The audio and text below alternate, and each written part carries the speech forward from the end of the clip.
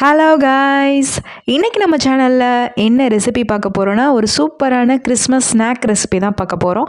அதுக்கு முன்னாடி சேனல் இன்னும் சப்ஸ்கிரைப் பண்ணலன்னா சப்ஸ்கிரைப் பண்ணிக்கோங்க. வாங்க வீடியோக்குள்ளே போகலாம்.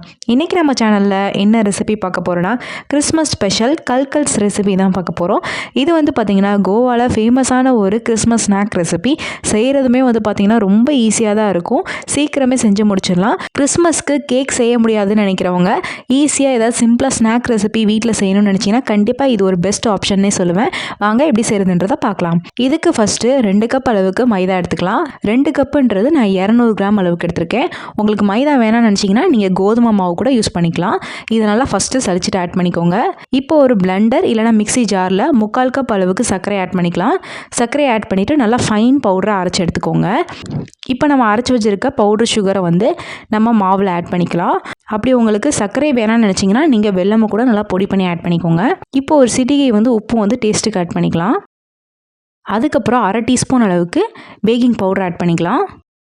இதில் வந்து 1/2 கப் அளவுக்கு ரவை ஆட் பண்ணிக்கலாம். 1/2 கப்புன்றது 50 கிராம் அளவுக்கு நான் ஆட் பண்ணியிருக்கேன். இப்போ இது எல்லாத்தையுமே சேர்த்து நல்லா மிக்ஸ் பண்ணிக்கோங்க. இப்போ இது எல்லாத்தையுமே நல்லா மிக்ஸ் பண்ணிவிட்டு நடுவில் ஒரு சின்ன ஸ்பேஸ் மாதிரி ஃபார்ம் பண்ணிக்கோங்க. அதில் வந்து 1 டேபிள் ஸ்பூன் அளவுக்கு உருக்குன வெண்ணெய் இல்லைனா நெய் ஆட் பண்ணிக்கோங்க. அதுக்கப்புறம் 1/2 டீஸ்பூன் அளவுக்கு வனிலா எசன்ஸ் ஆட் பண்ணிக்கலாம். அதில் ஒரு முட்டையை வந்து நடுவில் உடச்சி ஊற்றிக்கோங்க. அப்படி முட்டை வேணான்னு நினச்சிங்கன்னா நீங்கள் தயிர் வந்து ஒரு 1/4 கப் அளவுக்கு ஆட் பண்ணிக்கோங்க. இது எல்லாத்தையுமே சேர்த்து நல்லா ஃபஸ்ட்டு பீட் பண்ணிக்கலாம். பீட் பண்ணிவிட்டு இப்போ இது எல்லாத்தையுமே சேர்த்து நல்லா மிக்ஸ் பண்ணிக்கோங்க. இப்போ வந்து காய்ச்சி ஆற வச்ச பால் வந்து கொஞ்சம் கொஞ்சமாக ஆட் பண்ணி நல்லா மிக்ஸ் பண்ணிக்கலாம். இப்போ இதுக்கு பால் எவ்வளோ தேவைப்படும்னா 3/4 கப் அளவுக்கு நான் எடுத்திருக்கேன். அதை கொஞ்சம் கொஞ்சமாக ஆட் பண்ணி நல்லா மிக்ஸ் பண்ணிக்கலாம். இப்போ இது எந்த அளவுக்கு நம்ம ரெடி பண்ணணும்னா சப்பாத்தி மாவு மாதிரி ரெடி பண்ணணும். நல்லா இந்த மாதிரி கையில் ஒட்டாத அளவுக்கு நல்லா ரெடி பண்ணி வச்சுக்கோங்க. இப்போ வந்து பார்த்திங்கன்னா மாவு நல்லா ரெடி ஆயிடுச்சு. இப்போ இதை 1 மணி நேரம் அப்படியே விட்டுறலாம். இப்போ இது 1 மணி நேரம் நல்லா ரெஸ்ட் விட்டுட்டு அதுலேருந்து கொஞ்சம் கொஞ்சமாக எடுத்து மாவை சின்ன சின்னதாக உருட்டிக்கோங்க. இப்போ மாவு ரெடி பண்ணி வச்சுட்டு ஒரு ஃபாக் வந்து இந்த மாதிரி எடுத்துக்கோங்க. குச்சி ஸ்பூனு இல்லைனா வந்து ஒரு சீப்பு, நீட்டான புதுசான தலைக்கு சீவுற சீப்பு இருக்குல்ல, அது வேணும்னா கூட நீங்கள் எடுத்துக்கலாம். இந்த மாதிரி கோடு கூட இருக்கிற மெட்டீரியல் ஏதாவது நீங்கள் வச்சுருந்தீங்கன்னா அதில் கூட நீங்கள் இந்த மாதிரி ஷேப் ரெடி பண்ணிக்கலாம். இதில் நம்ம ரெடி பண்ணுறோமோ அதில் வந்து ஃபஸ்ட்டு நெய் இல்லைனா எண்ணெயை நல்லா அப்ளை பண்ணி விட்டுக்கோங்க. அப்ளை பண்ணி விட்டுட்டு மாவு கொஞ்சமாக இந்த மாதிரி வச்சுட்டு நல்லா ப்ரெஸ் பண்ணிக்கோங்க. நல்லா ப்ரெஸ் பண்ணி நல்லா வந்து ஸ்ப்ரெட் பண்ணிக்கணும். இந்த மாதிரி நல்லா ஸ்ப்ரெட் பண்ணி விட்டுட்டு மெதுவாக இந்த மாதிரி ரோல் பண்ணிங்கன்னா அழகாக இந்த மாதிரி உங்களுக்கு ஷேப் கிடச்சிரும். இப்போ பார்த்தீங்கனாலே தெரியும், நல்லா அந்த மாதிரி வந்துடும். நல்லா இந்த மாதிரி ரோல் பண்ணிவிட்டு லாஸ்ட் வந்து நல்லா ப்ரெஸ் பண்ணி விட்டுக்கோங்க. அப்படின்னா தான் நம்ம எண்ணெயில் போட்டு ஃப்ரை பண்ணும்போது பிரியாமல் நல்லா நீட்டாக வரும். குச்சி ஸ்பூனில் தான் செய்யணும்னு அவசியம் கிடையாது. உங்ககிட்ட என்ன இருக்கோ அதில் வச்சு நீங்கள் செஞ்சுக்கலாம்.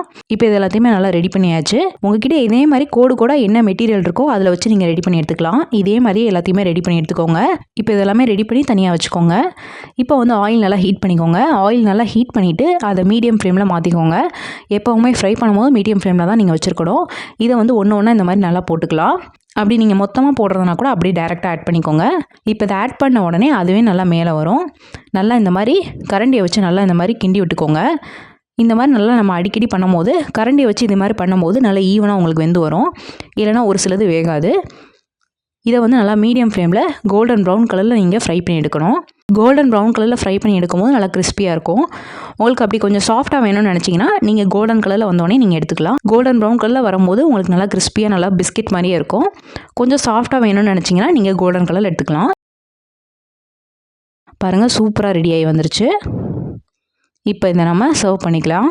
பாருங்கள், அழகாக வந்திருக்கு நீட்டாக. இதில் வந்து நிறைய பேர் மேலே வந்து பவுட்ரு பண்ணியிருக்க சுகரை வந்து டஸ்ட் பண்ணி விடுவாங்க. அப்படி உங்களுக்கு வேணும்னா நீங்கள் ஆட் பண்ணிக்கலாம். வேணாம்னு நினச்சிங்கன்னா நீங்கள் ஸ்கிப் பண்ணிக்கலாம். மேலே வந்து சுகர் போடுறதோ போடாதோ உங்கள் விஷ் தான். இப்போ பாருங்கள், சூப்பராக ரெடி ஆயிடுச்சு. கண்டிப்பாக வீட்டில் ட்ரை பண்ணி பாருங்கள். ரொம்பவே ஈஸியான ரெசிபி. இந்த கிறிஸ்மஸ்க்கு செஞ்சு பார்த்துட்டு எப்படி வந்திருக்குன்னு கமெண்ட்ஸில் சொல்லுங்கள். இந்த ரெசிபி உங்களுக்கு பிடிச்சிருக்குன்னு நினைக்கிறேன். பிடிச்சிருந்தா லைக் பண்ணுங்கள், ஷேர் பண்ணுங்கள், கமெண்ட் பண்ணுங்கள்.